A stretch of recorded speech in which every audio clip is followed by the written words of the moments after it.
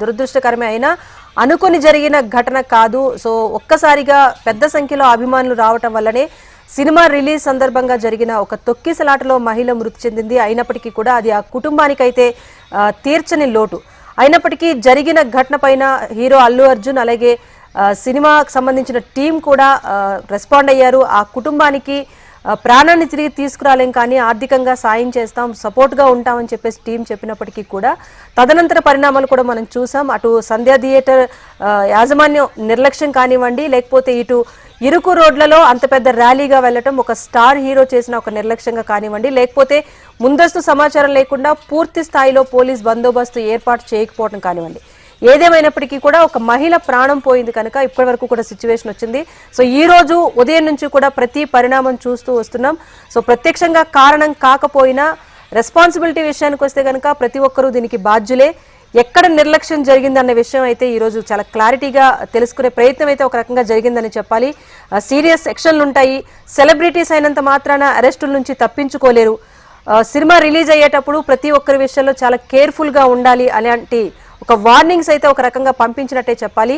భవిష్యత్తులో ఇటు political meetings కానివ్వండి, లేకపోతే సినిమాకు సంబంధించి ఎలాంటి వేడుకలైనా కూడా అక్కడికి వచ్చే జనం బాధ్యత, అక్కడికి పెద్ద సంఖ్యలో తరలి వచ్చే అభిమానుల బాధ్యత మాత్రం తీసుకోవాల్సిన అవసరం ఉంటుందని సున్నితమైన ఒక హెచ్చరిక అయితే ఈరోజు పంపించినట్టే చెప్పుకోవాలి. ఈ రోజు జరిగిన పరిణామాలు చూసుకుంటే గనక మొత్తానికి ఐకాన్ స్టార్, జాతీయ అవార్డు అందుకున్న ఒక స్టార్, ఇంటర్నేషనల్ గుర్తింపు ఉన్న ఒక స్టార్ కూడా ఫేస్ చేయాల్సిన సిచ్యువేషన్ ఈరోజు వచ్చింది కనుక రెస్పాన్సిబిలిటీ విషయానికి వచ్చేసరికి ఇలాంటి నిర్లక్ష్యం తగదు, దీనిపైన చర్యలు ఉంటాయని చెప్పేసి ఒక క్లారిటీ అయితే, ఒక గుణపాఠం అయితే ఈరోజు చెప్పినట్టుగా జరిగింది.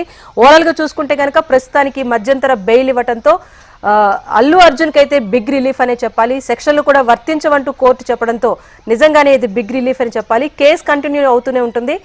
4 వారాల మధ్యంతర బెయిల్ తర్వాత ఏం జరుగుతుందనేది చూడాలి. అనేక ఉత్కంఠల మధ్య సినీ నటుడు అల్లు అర్జున్ కు ఎట్టకేలకు మధ్యంతర బెయిల్ అయితే లభించింది. అల్లు అర్జున్ క్వాష్ పిటిషన్ పైన విచారించిన తెలంగాణ హైకోర్టు సుదీర్ఘ వాదనల అనంతరం మధ్యంతర బెయిల్ మంజూరు చేసింది. ఈ కేసులో నమోదు చేసిన సెక్షన్లన్నీ కూడా అల్లు అర్జున్ కు వర్తించవంటూ హైకోర్టు పేర్కొంది. యాక్టర్ అయినంత మాత్రాన సామాన్య పౌరుడికి వర్తించే మినహాయింపుల నుంచి నిరాకరించలేమని తెలిపింది. అల్లు అర్జున్ కు కూడా జీవించే హక్కు ఉందని గుర్తు చేసింది. కేవలం నటుడు కాబట్టే 105 సబ్సెక్షన్ బి, 118 సెక్షన్ల క్రింద నేరాలను అల్లు అర్జున్ కు ఆపాదించారా అంటూ విచారణ సందర్భంగా పోలీసులను ప్రశ్నించింది హైకోర్టు. తొక్కిసలాట్లో మరణించిన రేవతి కుటుంబం పైన సానుభూతి ఉందన్న న్యాయస్థానం నేరాన్ని నిందితులపై రుద్దలేమని వ్యాఖ్యానించింది. అల్లు అర్జున్ కు బెయిల్ ఇచ్చే సందర్భంలో అర్నబ్ గోస్వామి వర్సెస్ మహారాష్ట్ర ప్రభుత్వ కేసును హైకోర్టు జడ్జి ప్రస్తావించారు. మొత్తంగా 4 వారాల మధ్యంతర బెయిల్ ను మంజూరు చేస్తూ హైకోర్టు ఆదేశాలు జారీ చేసింది. రెగ్యులర్ బెయిల్ కోసం నాంపల్లి కోర్టును ఆశ్రయించాలని కూడా ఈ సందర్భంలో సూచించింది.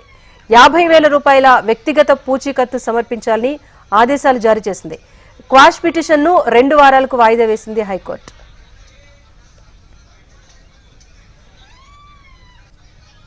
ఇది ఇప్పటి వరకున్న update. Keep watching HM TV. వార్త ఆగదు, నిజం దాగదు.